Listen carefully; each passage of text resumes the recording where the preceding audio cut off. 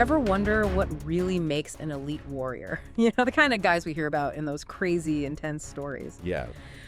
Well, you sent us some fascinating material to dive into with this book, MOB6 by Justin K. Sheffield. Okay. It's got illustrations by Joey Nobody, and it came out in 2020. Right.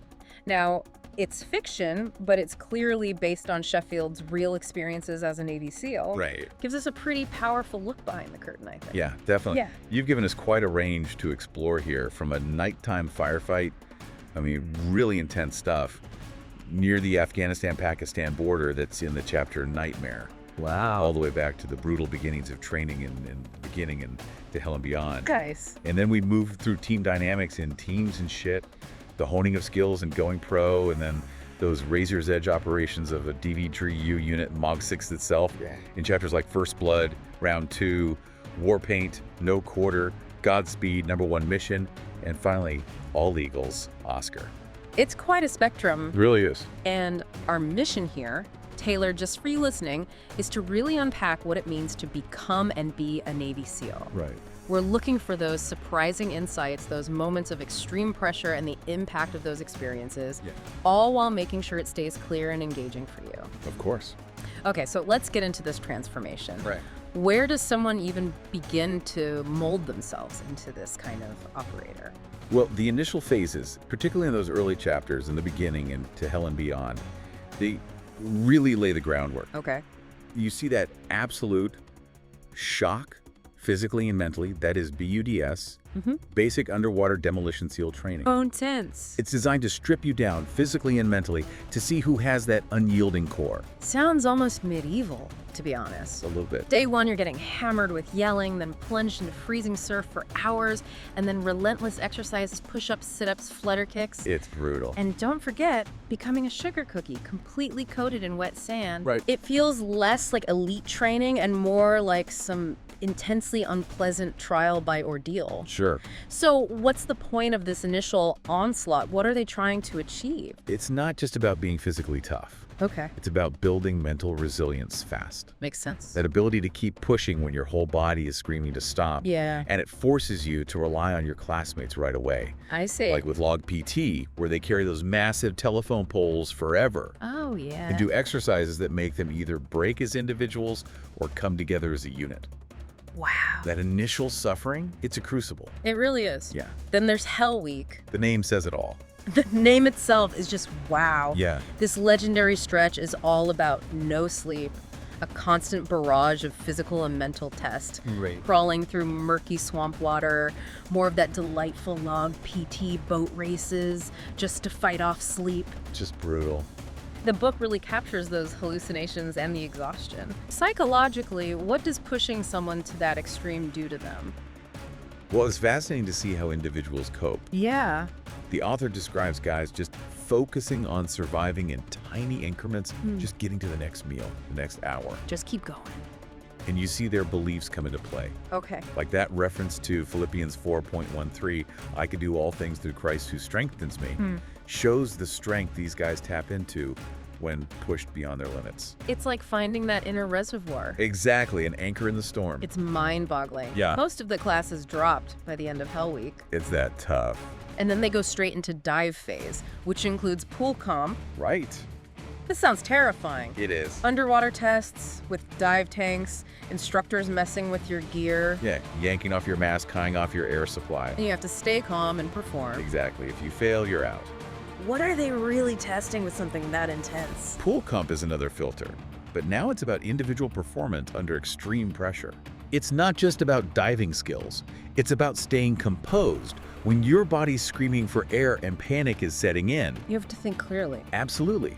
Problem solving in that environment is everything. So between that and the earlier phases, it's no wonder 80% of those who start BUDS don't make it. It's incredibly demanding. So let's say you make it through that gauntlet. Right. What's next? You're not instantly deployed. Well, no, graduating BEDS is huge, a testament to your resilience. Yeah. But it's really just the beginning of a much longer and harder path. Okay. After BEDS, there's basic airborne course for parachute training. Right? Then more specialized A schools for specific skills, I see. and finally, integration into a SEAL team. Okay. The book talks about those initial team experiences, the hierarchy with the officer in charge, the chief petty officer, the leading petty officer, Right, the structure. and the constant training, diving, close quarters battle, land warfare, jumping, you name it, Always learning.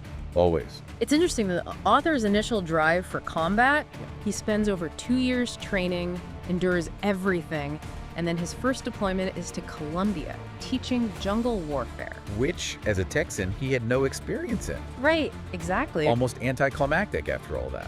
What does that tell us about military service in reality? Shows that deployments often don't match the expectations built up during training. Yeah, It's about being adaptable.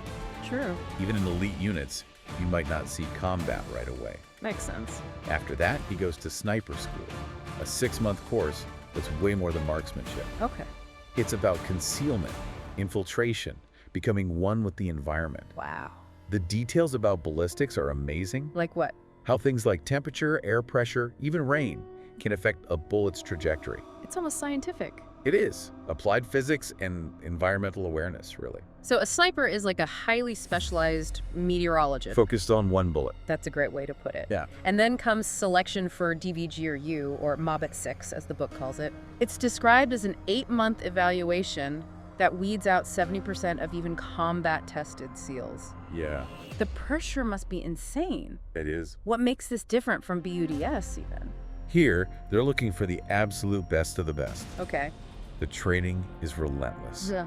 Advanced HHO jumps, Yeah. high altitude, high opening, including those complex stack jumps, and highly refined close quarters battle, or CQB.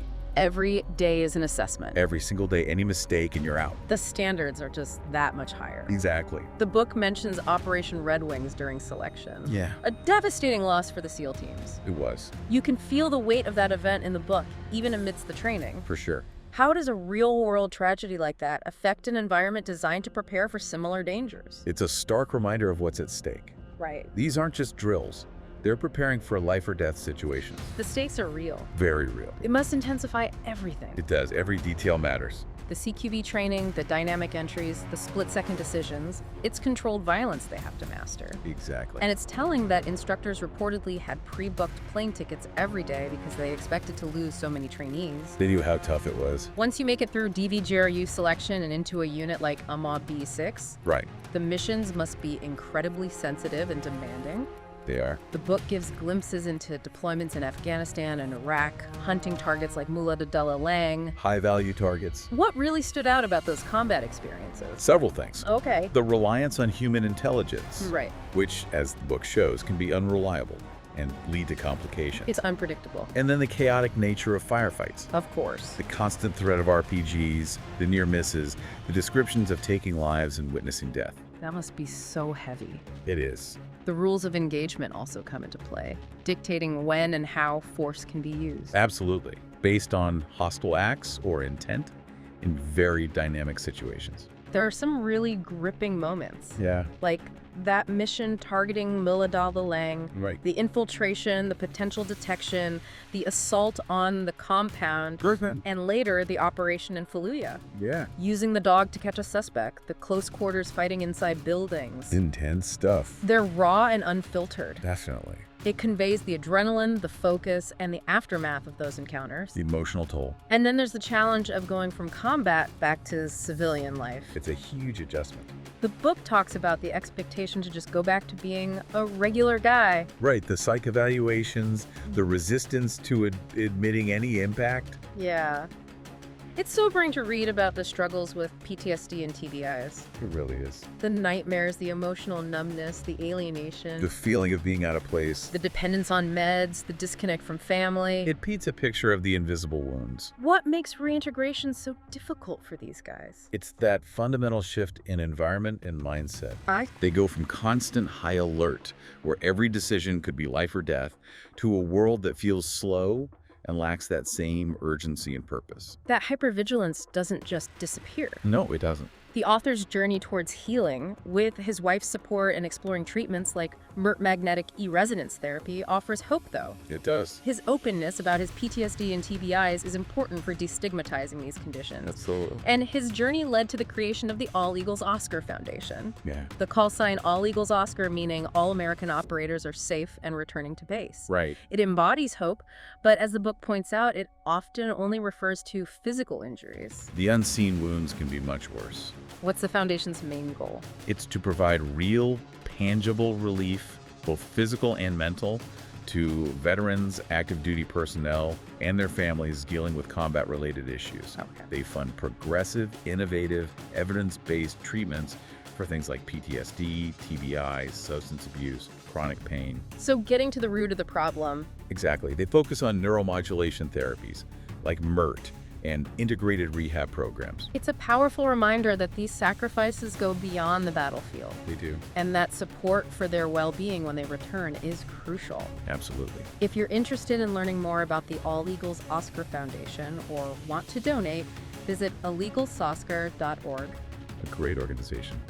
As we wrap up this deep dive into MOB, let's consider what we've discussed. Yeah. The intense training, the realities of combat, the challenges of coming home. Right. What do you think is the most important factor in a special operator's ability to not only survive, but also thrive back in civilian life? That's a great question. It seems like it's a mix of things. Okay. Inner resilience, that mental toughness built through those intense experiences, the Yeah. support of their network, their families especially, For sure. and access to effective treatments for both the visible and invisible wounds. It's a combination of factors. The battle continues long after they come home. It does. Thanks for joining us on this deep dive. Thanks for having me. We hope it gave you a better understanding of this world. Yeah. And if you have more sources you'd like us to explore in the future, please send them our way. We'd love to see them. Until our next exploration, take care. See ya.